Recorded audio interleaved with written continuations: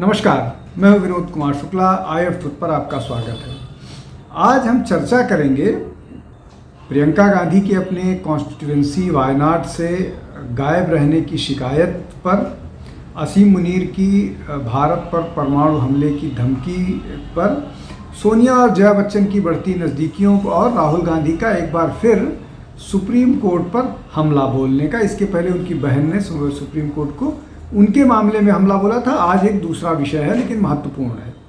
विपक्षी दल एक दूसरे पर लगातार हमलावर हैं केरल में, चूँकि वहाँ पर अगले साल विधानसभा के चुनाव होने हैं और अभी थोड़े दिन पहले सुरेश गोपी को इस मामले में निशाने पर लिया गया था, जब उनसे प्रश्न किया गया था कि सुरेश गोपी जो हैं वो अपने चुनावी क्षेत्र से लापता हैं, चूँकि वो केंद्र में मंत्री हैं, इसलिए और भी बहुत सारी जिम्मेदारियां हैं उनके पास। लेकिन उन्होंने एक्स पर, अपने एक्स प्रोफाइल पर जा कर के बताया कि वो कहाँ पर हैं और वो किस तरह से कॉन्स्टिट्यूएंसी में काम कर रहे हैं, इसकी उन्होंने एक्स पर जानकारी दी। लेकिन इसके बाद ही प्रियंका गांधी वाड्रा को लेकर के खबर आई, जब उनके खिलाफ मुकुंद पलियार ने, जो बीजेपी SC मोर्चा के नेता हैं, उन्होंने एक पुलिस शिकायत दाखिल की उनके लापता होने की। क्योंकि वायनाड कॉन्स्टिट्यूएंसी से वो लोकसभा सांसद है जहां से राहुल गांधी जीत के आए थे, और उन्होंने रायबरेली रिटेन किया और त्यागपत्र दे दिया वहाँ से। तो अब प्रियंका गांधी वहाँ से सांसद हैं, लेकिन उनके गायब होने की खबर वहाँ पर आई है। चूँकि चुनाव है इसलिए ये सारे विषय ज़्यादा मजबूती से हैं। दूसरा महत्वपूर्ण बात ये है कि ये जो बाहरी नेता हैं, चाहे वो राहुल गांधी रहें, चाहे वो प्रियंका गांधी वाड्रा रहें, या कोई नेता है, ज़्यादातर केसेस में बहुत कम जस्टिस कर पाते हैं और वो अपनी कॉन्स्टिट्यूएंसी नर्चर नहीं कर पाते हैं। चूँकि ये लोग बड़े नेता हैं, गांधी परिवार के नेता हैं, इसलिए चुनाव जीतते रहते हैं। लेकिन इस तरह की खबरें आने लगी हैं उनको लेकर के। मुकुंद पलियारा की, जैसे मैंने बताया कि ये ST मोर्चा के प्रदेश अध्यक्ष हैं, उनकी रिपोर्ट है। अब एक दूसरा मसला है आसिम मुनीर का। आसिम मुनीर अपनी अमेरिका यात्रा पर हैं और अमेरिका यात्रा के दौरान उन्होंने एक बार फिर अमेरिका से ही भारत को परमाणु हमले की धमकी दी। लगता है आसिम मुनीर जो हैं, उन्होंने ऑपरेशन सिंदूर से कोई सबक नहीं सीखा। हालांकि आसिम मुनीर की धमकी का भारत ने बहुत माकूल तरीके से जवाब दिया। धमकी नहीं, उनकी किसी भी योजना का, किसी भी हमले का भारत माकूल तरह से ही जवाब देता है। लेकिन इसमें जो दुखद और महत्वपूर्ण बात है उस पर चर्चा की जानी चाहिए।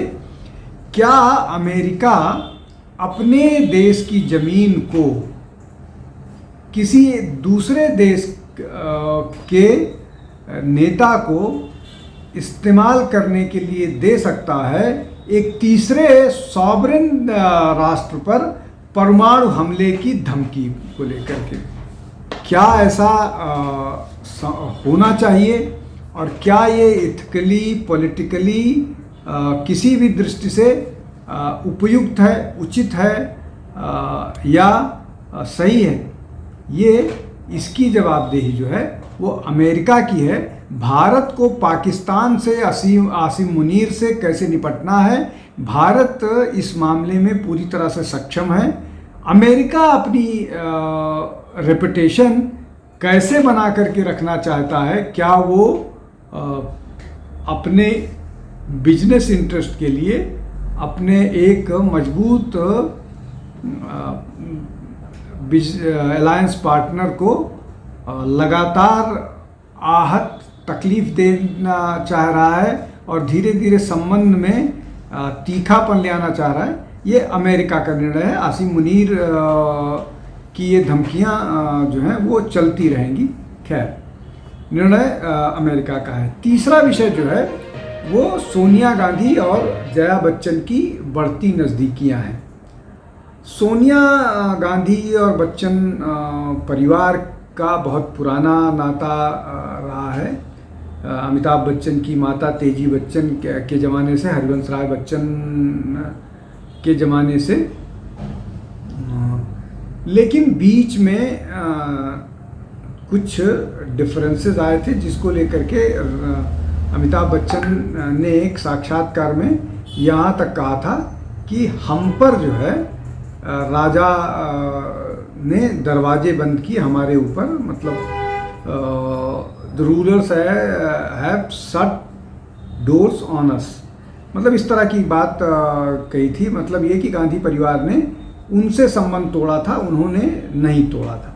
लेकिन इधर कुछ पॉलिटिकल इक्वेशंस इस तरह के बने हैं कि एक मौके पर जब जया बच्चन प्रधानमंत्री और सरकार के खिलाफ बयानबाजी कर रही थी, तो पीछे से उनको न केवल समर्थन देती बल्कि प्रॉम्प्ट करती हुई सोनिया गांधी नजर आई।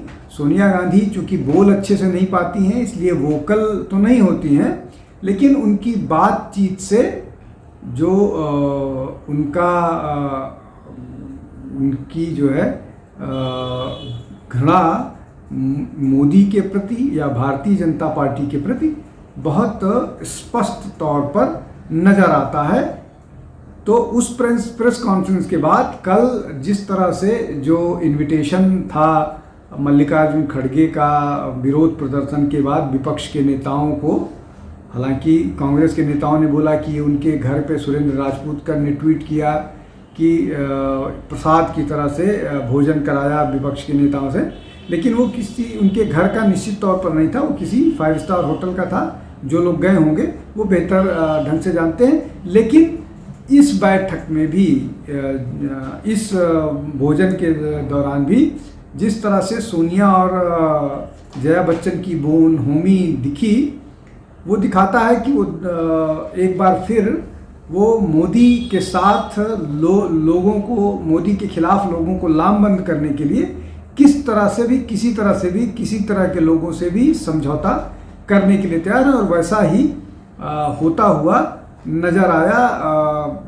इनके मामले में, जया बच्चन और सोनिया गांधी के मामले में। अब इन सब के अलावा एक जो और महत्वपूर्ण मसला है जिस पर राहुल गांधी ने अदालत को आड़े हाथों लिया है, वो अभी जो हाल फिलहाल में सुप्रीम कोर्ट का एक निर्णय आया है कि एनसीआर में जितने भी स्ट्रे डॉग्स हैं, सड़क पर घूमते हुए आवारा कुत्ते हैं, उनको एक शेल्टर में ये जिम्मेदारी है सरकार के म्यूनिसिपल कॉरपोरेशंस की कि वो उनको एक शेल्टर में रखें, इसलिए कि शेल्टर में रखने से जो लोगों को काट लेते हैं वो एक समस्या बना हुआ है, मेनेस बना हुआ है। अब अभी कुछ दिन पहले सुप्रीम कोर्ट ने राहुल गांधी पर बहुत तीखी टिप्पणी की थी जब उन्होंने भारतीय सेना के खिलाफ उनके एक बयान को लेकर के कि कोई भी राष्ट्रभक्त इस तरह की बात नहीं कर सकता है। तो उसके बाद प्रियंका गांधी ने सुप्रीम कोर्ट के खिलाफ बयानबाजी की थी, लेकिन जब निशिकांत दुबे कोई बात करते हैं, उनके खिलाफ अदालत कोई एडवर्स कमेंट करती है, तो वो संविधान, जुडिशरी की स्वायत्तता का पाठ पढ़ाते हैं। अब इसमें दो चीज़ें हैं, दोनों को समझ लेना जरूरी है कि क्या राहुल गांधी और प्रियंका गांधी की अदालत के खिलाफ, इलेक्शन कमीशन के खिलाफ और संसद या प्रधानमंत्री के खिलाफ कुछ भी बोल सकते हैं, लेकिन देश का बाकी नेता नहीं बोल सकता है। एक तो ये प्रश्न है। दूसरा प्रश्न ये है कि चुनाव अभी जिस स्ट्रे डॉग की बात मैं कर रहा हूँ, जिसके डिसीजन की आलोचना की है राहुल गांधी ने, कार्ति चिदम्बरम ने उसका स्वागत किया है। वो लंबे समय से इसके खिलाफ, जो स्ट्रे डॉग्स का मेनेस है उसके खिलाफ कैंपेन करते रहे हैं। तो राहुल गांधी को हर वो चीज़ जो संवैधानिक और इंस्टीट्यूशनल तरीके से कही जा रही है उसका विरोध करना है। एक एनार्किक माइंडसेट के साथ वो देश में काम करते हुए नजर आ रहे हैं। और अभी जो SIR के खिलाफ विरोध प्रदर्शन चल रहा है वो उसी एनार्की का नतीजा है, वो उसी एनार्की का हिस्सा है। आज के लिए बस इतना ही। आप हमारे साथ जुड़ते रहिए, हमारे चैनल को लाइक कीजिए, शेयर कीजिए, सब्सक्राइब कीजिए। बहुत बहुत धन्यवाद। नमस्कार। हमारे चैनल आई ऑफ ट्रुथ को सब्सक्राइब कीजिए YouTube पर, इसे फॉलो कीजिए Facebook पर, Instagram पर, Twitter पर और कू पर। हमारे चैनल के बारे में फीडबैक देने के लिए हमें मेल कीजिए ioftruth.6@gmail.com पर।